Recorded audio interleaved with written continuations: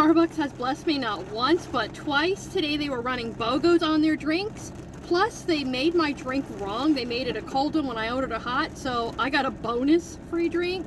So I'm going to review both the iced and the hot version of the Apple Crisp Macchiato for you. And I'm going to give these a taste test. I've had this Apple Crisp Macchiato in the past. I believe this year it's made with the oat milk and not just the regular milk as a default. And so yes, I have already given it a little sippy do. It tastes like the inside of a Yankee Candle store in the 90s before the world discovered pumpkin spice everything. It tastes of simpler times of the cinnamon broom on grandma's front door. I mean, I guess so. If you had a grandma that does that, I don't. But that's what it kind of tastes like. I'd say the flavor of the apple is pretty light. It's not too heavy to me. It's got that little bit of a nutty flavor from the oat milk. And I did put an extra shot. I always put an extra shot in these because I never feel like there's enough coffee flavor. And what I like is it's not too sweet at all. A very light cinnamony flavor to it. Very light apple flavor, very light cinnamon flavor. Kind of like, you know, like one of those apple hand pies. Kind of that flavor, but pretty light. Now what I actually went in for was the hot one.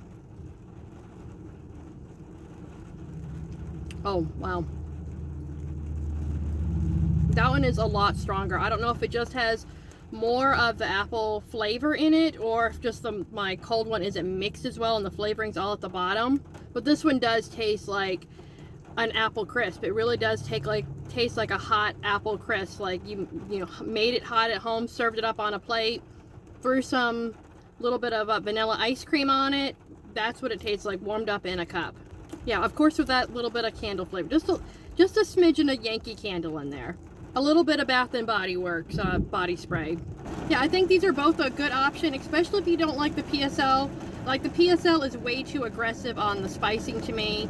I find it has way too much nutmeg or cinnamon or I don't know what's in there.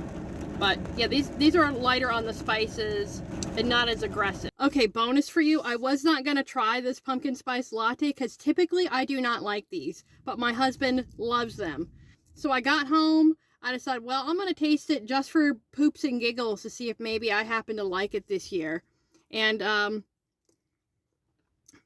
me tell you, it's completely different, I think, than in previous years. It's not as aggressive on the clove or the cinnamon or anything like that. To me, it tastes a lot like having a liquid Mrs. Smith's pie or Mrs. Edwards pie, whatever they are. You know which one I'm talking about, the ones in the freezer sections. Or, you know, like a Publix pie.